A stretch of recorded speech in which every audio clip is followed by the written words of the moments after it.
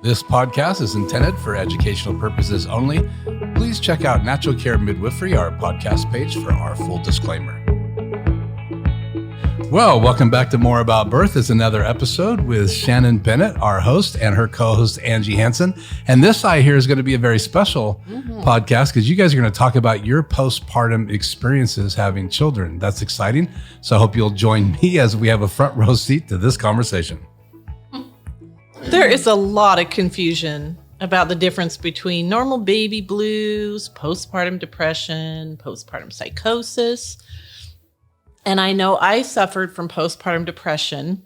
Mm-hmm. You've suffered from postpartum psychosis. Mm-hmm. And probably 70 to 85% of all moms have suffered some baby blues. Mm-hmm.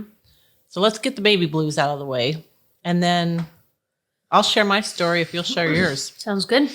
Okay, baby blues are just that normal hormone shift that we talked about in another podcast. There's a lot going on. Mm-hmm. Immediately after the baby's born, there's this euphoria, and then we have the milk come in, and there's this big old hormone shift, and you're just a bag of hormones for about 24 to 48 hours. And you can feel kind of sad, irritable. I remember when I had my first baby, my husband was working until about 9 o'clock at night at that point. His shift didn't get over till then. And so my mom was there with me, and she would come throughout the day because she lived in town, and then she'd leave a little bit before he got home, just so we could have our privacy. And the minute she'd walk out the door, I would burst out in tears. Yeah. It was dark outside. I felt so alone. It was just hormones. Yeah. Well, one day she had forgotten her purse, and she stepped back in the door to grab her purse, and she said, "Do you cry every time I leave?" Aww. And I'm like, "Yes." Yeah. So that's just normal, like baby blues. You're not getting enough sleep. Mm-hmm. So it's all a new experience. There's a lot of adjustment going on. Sometimes you don't feel like a good mom, or you're just sad.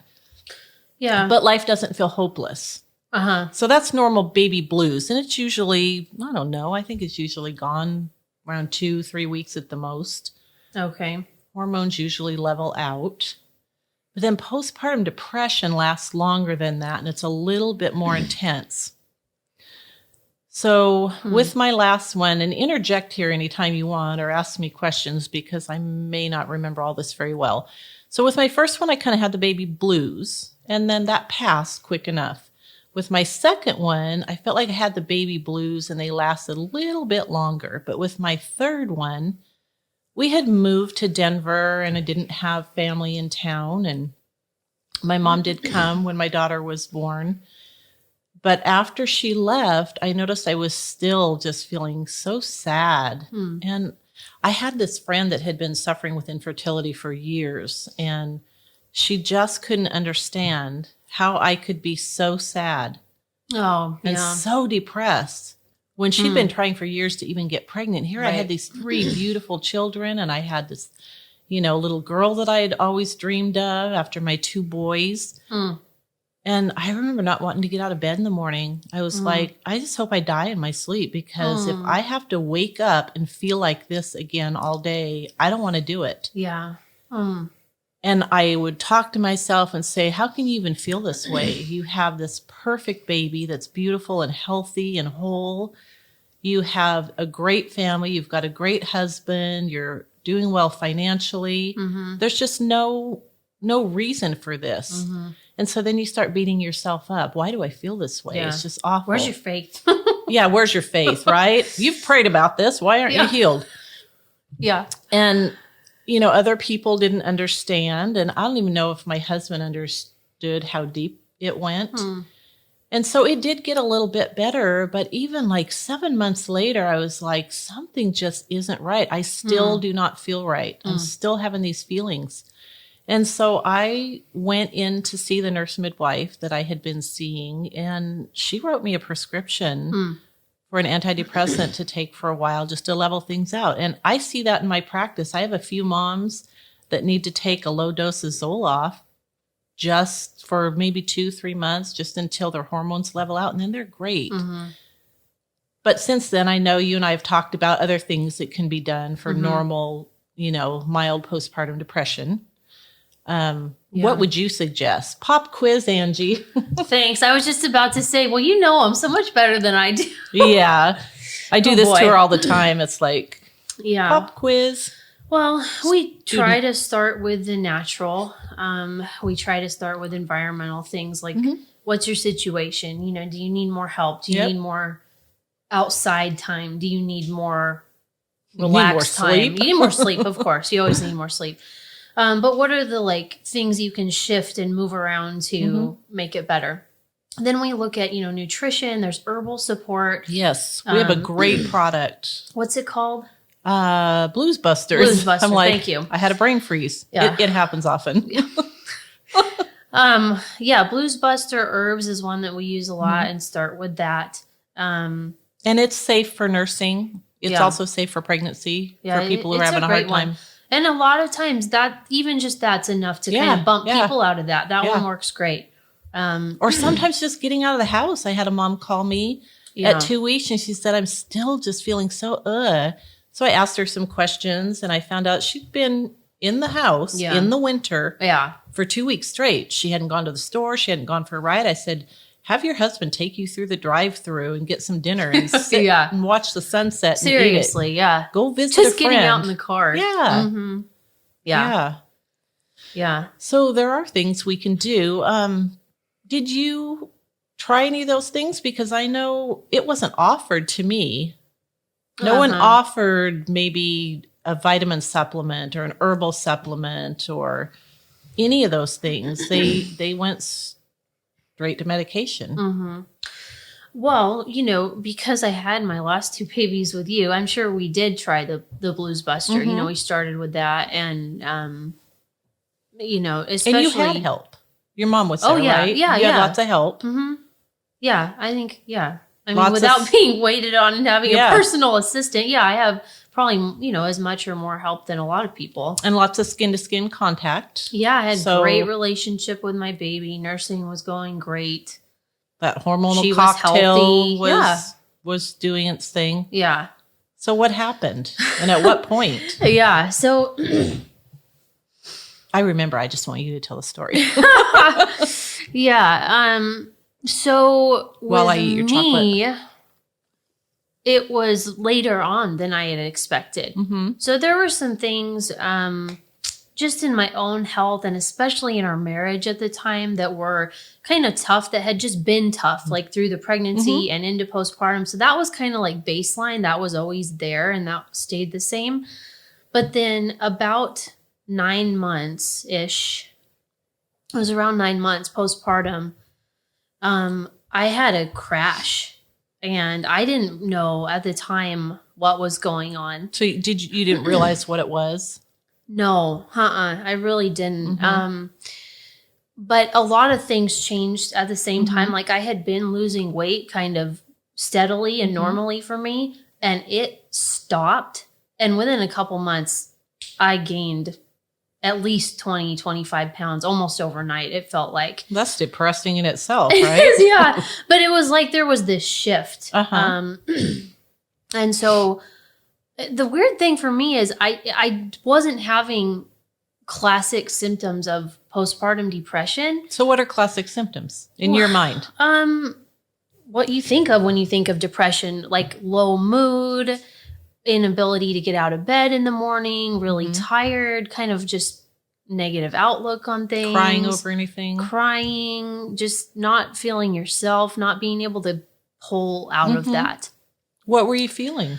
Well, my energy levels were fine. I felt like myself. I felt sharp. I felt normal. My appetite was normal. But so for me, I started having weird mental things happen. And like, give me an example. like what I learned later, someone labeled it, and I was like, that's exactly it. I wouldn't have known to say that, but it was intrusive thoughts. And some of them were suicidal. But the weird thing is they came and they weren't connected to my reality. It wasn't like, I was so depressed. I felt like I couldn't carry on and I just wanted to end things. It was like, were they random fleeting thoughts? Yeah. Dreams? No, they weren't. They were random, but they were persistent. So it would be like I would be thinking about something and there would just be this thought of almost a visualization too. So like I've had women tell me, I'm walking up the stairs with my baby and I find myself clutching my baby really tight because these thoughts are going through my head of my baby falling over the stair railing onto the floor. Yeah.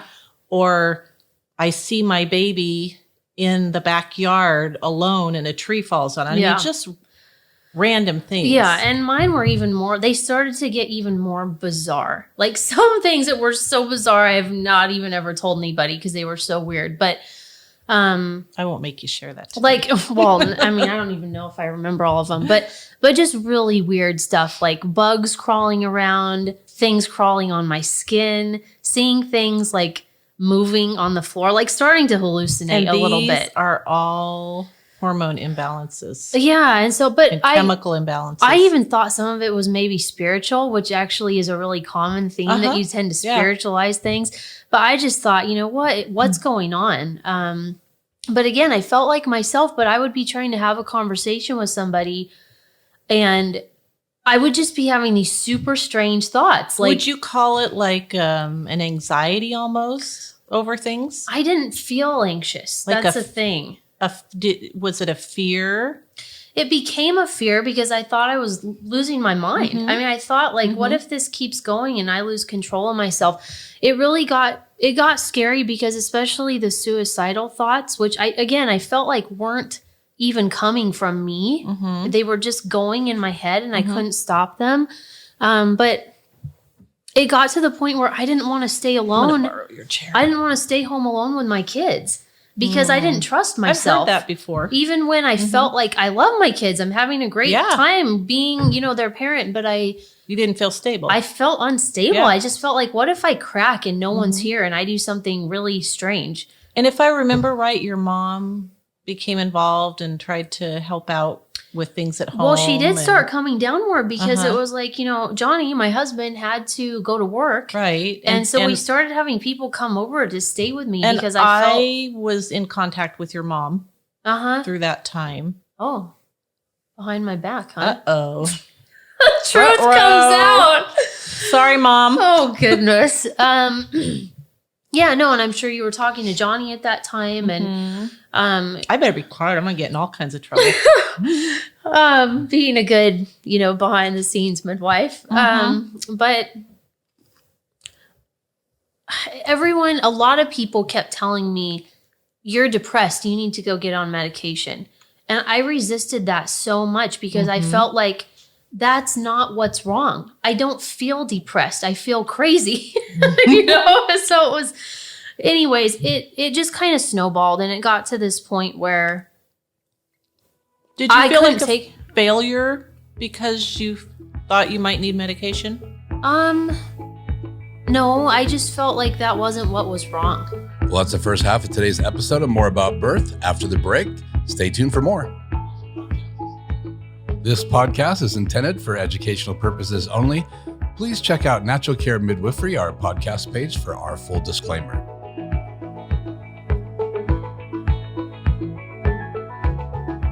This podcast is intended for educational purposes only. Please check out Natural Care Midwifery, our podcast page, for our full disclaimer. Welcome back to More About Birth. After the break, we're going to pick up right where Angie left off. It just kind of snowballed and it got to this point where did you feel like a failure because you thought you might need medication? No, I just felt like that wasn't what was wrong. I remember having that conversation with you and you were just adamant. I was adamant because I tend to not be a medication person, but I also just felt like that's not what was wrong. I felt like something was just mentally off and I wasn't sure what was going on, but it would be like trying to go through your normal day and something is constantly interrupting you, your mental thoughts. Like you're just trying to do something normal and there's like mice running on the floor around. And it's like, it's so distracting. I could almost, outwardly, I could have a normal conversation with someone, and inside my brain is just buzzing and I can hardly follow the train of thought. And so after, a couple months of this, it was mentally exhausting. But I think for me, it was more, if anything, it was more a fear of medication and like that it was maybe going to mess with me or even that you more. would depend on it. Yeah, that I would become dependent on it, or maybe the side you effects. probably got would be- angry with me because I was one of the people that said, hey, you're at the point where I think you need something to get over the hump. No, you were persistent. I appreciated it. I just always felt like that's not what the deal was. I can still remember where I was in my house, in my bedroom, the morning that I just had a meltdown. And Johnny was getting ready to leave for work, and I just started sobbing, and I said, I can't do this anymore. I can't function. I can't worry about what's going to happen to me every second. And I had a meltdown, and he, he was like, okay. So we called our doctor that morning, our family doctor, and his wife was there when we called, and she knew that I was postpartum and all this. And she said, get him in, clear the schedule, get him in today. And that was amazing, and so we went in that day and did some blood work, and I talked to him, and it was nice just to talk to a healthcare professional and say, like, I'm having these thoughts that are uncontrollable, and some of them are really You're almost weird. afraid to tell somebody because then you're like, they'll come take my kids away. Yeah, they're going to hospitalize me or something, They're gonna call me a nut. Yeah. And so, but it was really affirming that he just listened and was like, yep, I've heard it, Yep. And so that was good. And we did some blood work. And in my case, he called back. I don't know if it was a few days later, probably exactly how long it took, but he called me after hours and said, your thyroid is really low and your brain is crying out for more of this hormone to be made. And so in my case, it ended up being a thyroid issue mostly, and it ended up being a pretty simple fix. Yeah. And you know what? It's interesting. After my fourth baby, my last one, a few years after that, I was still struggling with some depression postpartum. And I had my thyroid tested and it was low. Yeah. Yeah. And I'm telling you, that correlates quite often. Yeah. Yeah. It was wild. I mean, it was so wild, but it definitely did help. How long did it take you to start feeling better? A couple, 2-3 weeks. It takes a while. The thyroid hormone takes a while to get into your system and get working. So what would you tell moms that are feeling like that? Because we're always so afraid to tell anybody because we're going to look like a kook. Yeah. They're going to take our kids away. Our husband's going to say, why did we have 4 kids? Right. Yeah. Well, and I was going to say, in my case, like I said, it was a relatively simple, straightforward fix, but I know at least 2 other people, and I've heard many stories since then of people that it wasn't as easy and they did have to go. I know for sure 2 people, they had to go spend time in the psych ward of a hospital or somewhere. Happens. It does. And she was there for like a week and got on some more heavy duty medication, and she was able to pull out of it. Well, so, see, like I said, sometimes if you can catch it soon enough and it's not a thyroid issue or some other issue, if it's just severe postpartum depression, you can do a very, very low dose of something safe for nursing just for even 8-12 weeks. And then you're good to go. Yeah. But so, sometimes it can be a more straightforward fix, and sometimes you do need to go to the hospital. You do need to get some more help, and that's fine. And I think for me, having gone through that situation and having walked through a really close friend with some similar stuff, there's no shame in it. Like, tell somebody, get some help. But we feel shame. We do. And it is not a good feeling to feel like you're not in control of your thoughts and you're going crazy. Well, that or just being embarrassed that you have everything you could ask for, yet you still feel depressed. What's wrong with me? Why can't I be grateful and thankful? Why can't I be happy? My life in all respects is good. Yeah, well, just like any other mood disorder or mental disorder, it is multifaceted. There are things you can do to make it better yourself, but a lot of times it's outside of your control. It's something that happened. It's a chemical imbalance. It's a hormone imbalance. There's lots of different things. And we're all broken, There's no shame in Right. getting the help that you can get. And I've found over the years talking like to different MOPS groups or different ladies groups at church about my experience, that it gave other people the opportunity to come out about how they're feeling and what they've been going through and not feel shame about it. Right. So I have to admit, it was kind of humbling to say, you know, I took an antidepressant. But it made all the difference. Yeah.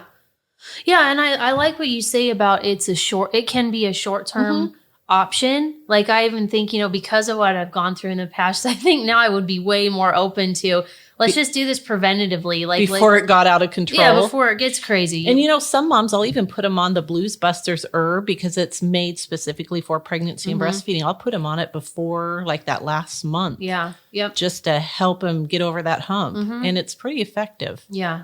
Yeah. So I've been sitting back just kind of listening to you guys because I didn't want to interrupt. But so what's the accountability then for a mom?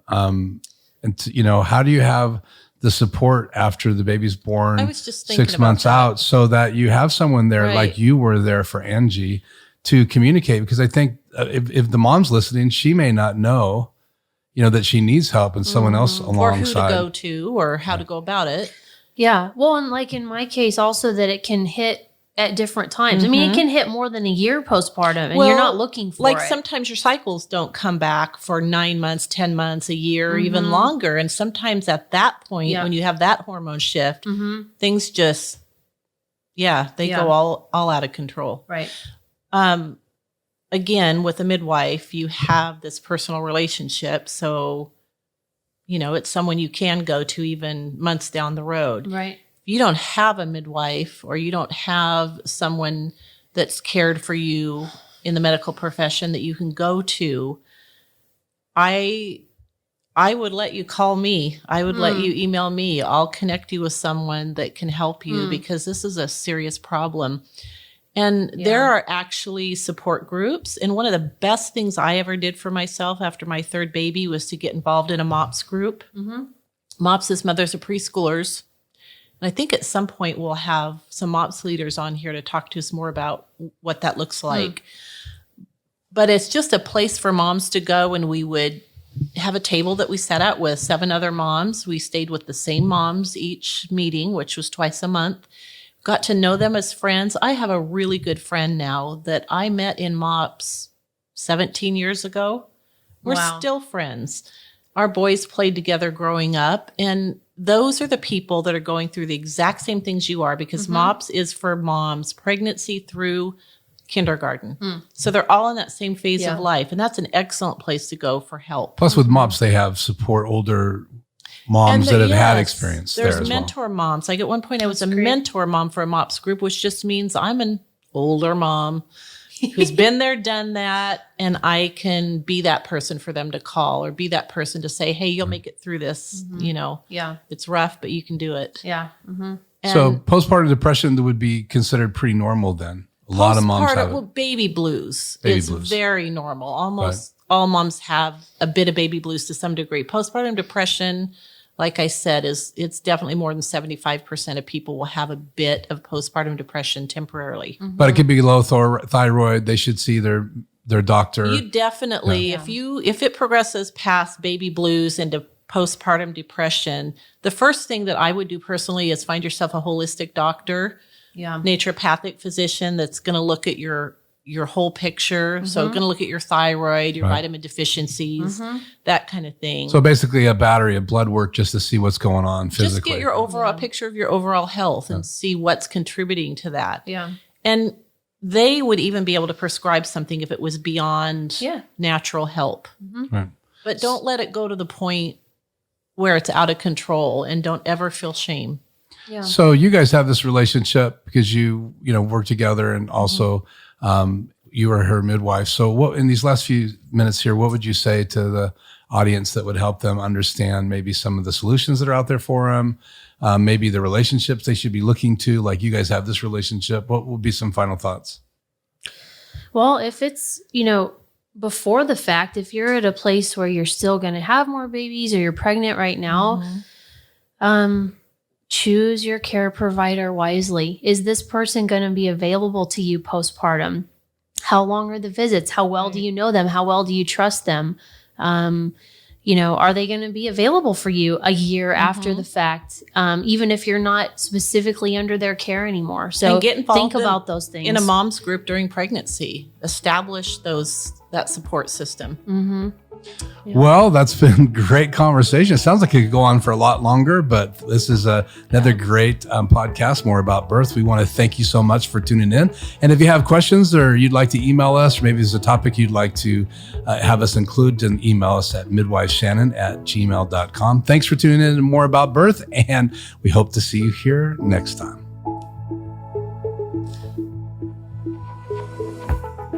This podcast is intended for educational purposes only. Please check out Natural Care Midwifery, our podcast page, for our full disclaimer.